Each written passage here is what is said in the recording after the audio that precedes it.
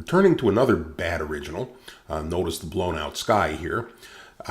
Anybody who knows their history would know where this one was taken because it probably the most famous acronym in the history of the world, SPQR. In the city where this one was taken, all official pronouncements end with the SPQR. Even manhole covers in the street have SPQR stamped into them. SPQR stands for Senatus Populesque Romanus, the Senate and People of Rome. Okay, you would be able to know that if you could read this type, but unfortunately, the way the picture was shot, the type is very illegible unless you happen to know what it says. So in trying to fix this, that would be one of our principal objectives, to make the type look a little bit more readable and pick up a little bit more detail elsewhere in the marble as well. So anyhow, this is Titus's Arch in Rome. Now, this is going to teach us also about the importance of another channel. Just as the green was very important in faces, another channel is going to be important in bringing out neutral detail, and it's not the green. You might wonder which one it is because the picture is so neutral. Let's see if there's any color cast first. This up here, this area is slightly blue, very slightly. I don't know whether that's right or wrong because it could be that the marble itself is somewhat blue. And down here we've got some warmth. So I bet that it needs to be more yellow, but I can't bet my life on it. So I'm just going to leave it alone right now. And let's examine the channels and see if there's any way we can pick up some more contrast. The channels are probably going to look alike, like I said, because there isn't much color in this picture. Okay, so let's look now at the red and the green. A little bit better. There's the red. There's the green, there's the blue. You know, the green is very slightly better here, but nothing to get excited about. Maybe we could put the green into the red and change it to luminosity. But again, I don't think that would be anything to write home about. Somehow or another, we've got to do better than this, and we can't just apply a curve to any of these channels, because if we force more contrast into this, then either we're going to blow out this area or we're going to plug some shadow stuff down here that we don't particularly wish to plug. So remember that in a previous exercise we created a false profile. That was a false RGB profile. I'm going to create another kind of false profile now. So I'm going to go into color settings. And even though this is an RGB file, I'm going to be making a CMYK profile for use again. Because the step that I want to take, I want to be able to make it instantaneously. And so I'm going to have this profile around for the future. You remember when I made the RGB false profile, I chose custom RGB up here. Here I'm going to choose custom CMYK. Okay, and the only thing I'm going to change is the black ink limit, to make it 70% maximum instead of the default 100 here. And I want to keep the black generation at medium because I'd like to make a fairly healthy black channel. This stuff up here doesn't make any difference because this is going to be a bogus separation. We're never going to use the CMYK file that comes out of this. We'll be using the black channel of the CMYK file. So this one is going to be called No Bad Originals Bogus CMYK. Good name. Okay, so that now is in our color settings, and we want to get it out of there. We want to save it for future use. So just as we did with the RGB, we resist the temptation to hit this save button. That's wrong.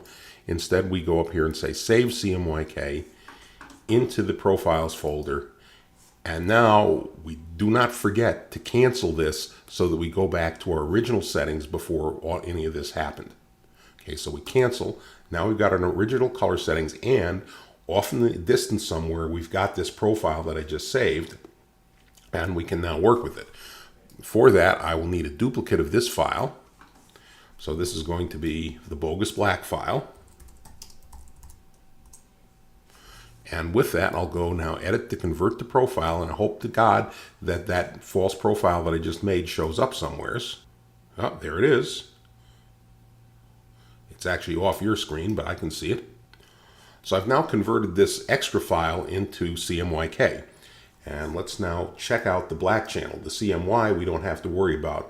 I'm only interested in that. And you see why I was interested in it, because there is definition. We might want to curve it a little bit, but I'm not even sure that that's necessary because you can see that the type is defined against the background. So this is now available to us if we return to the original file that I was working on. So here's the original. Okay, back in RGB, new layer, and let's look at the green channel. Choose that one because it's the best. Might try applying this bogus black to the whole RGB, but I think this one might work better. So the green channel is open, and the great thing about the apply image command is it ignores color spaces. All it has to be is a channel of the same size. And since this bogus black file was a direct copy of the original, of course it is the same size. So I find this black channel. There's the new black. There's the original green. And instead of using normal mode, I'll use multiply, hopefully stamping a little bit of the type into the green channel. So there's going to be the resulting green. That's the original. Okay. Now this also darkens up the channel so much that we can now apply a curve. And this should give us even more definition, I hope. Okay, there's before the curve, there's after. Now let's see, we have one fairly good looking channel. Let's see if we can fix up the red, because the red was the weakest of the three. Okay, that's what the red looks like. Supposing we partially or totally replace that red with that nice green that we just made, which includes part of the old black. Okay, so there's the new green. There's the old red. All right, I'll just for superstition's sake, I'll leave some of the old red there, and I'll just do an 80% replacement. Okay, what does the picture look like now? Let's look at the composite RGB. Well, the color's all wrong, but who cares about that? We can go into luminosity mode and restore the original. Okay, there's the start. There's afterwards. Now, I mean, the objective was to get better type, and we've sure got that. Overall, the picture is maybe a little bit too dark now down here, so I think I will go into the blue channel and wipe some of it out. That's usually a good way to add contrast to the shadows. So there we go. Now let's see if we can get some color into this here black and white. We've done it so many times it should be completely by rote now. Go into LAB, flatten or don't flatten, won't make a difference. Run this action. Now we've got all the color in the world. We can decide whether we want to add a little bit more contrast yet to the column. That looks okay. And now figure out whether we want to use a layer mask or what. And I'd say a layer mask is probably in order for the color boost layer. And we cut maybe back down to here. And I guess we're finished except for one little thing. Go into RGB. Pity about the sky here. I wonder where we might be able to find one. Well, this is an interesting name for a file. Okay, let's see what that is all about. Well, here's a spare sky that's hanging around by coincidence. And let's go into that and take it. Okay, so there's this nice spare sky.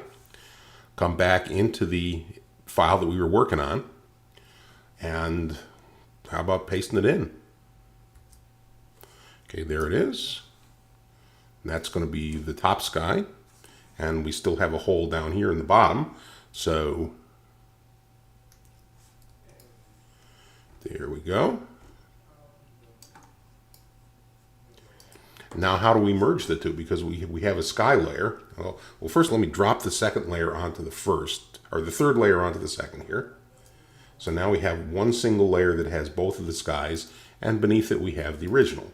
Now we can take advantage of the very useful Photoshop blend if command to merge these two. All we have to do is figure out some way of explaining to Photoshop where we want to use the sky and where we want to use the bottom layer.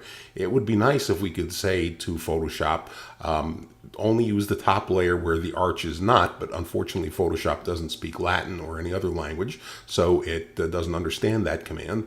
But we should be able to say, you put the sky wherever the bottom layer is blank. And the way of doing that is like this.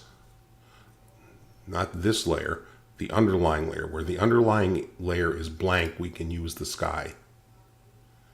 So you see, as I move the slider to the right, we start to pick up more of the original copy. And as I get all the way over, now we have everything except a little fringe at the top, which we can knock out like this. And there we go. Okay, that fringe will not remain visible because the sky as put in there is much too heavy. It doesn't match the rest of the scene. So we have to just cut the opacity way down, and that should do it. Okay, so now we have a sky in the picture, and we can flatten and compare to the original. And here is the original that we had to work on. Not that hot in comparison to what we came up with by using a black channel to blend with. There's the original again, and there's the great extra detail that we've got with the use of the black channel for blending.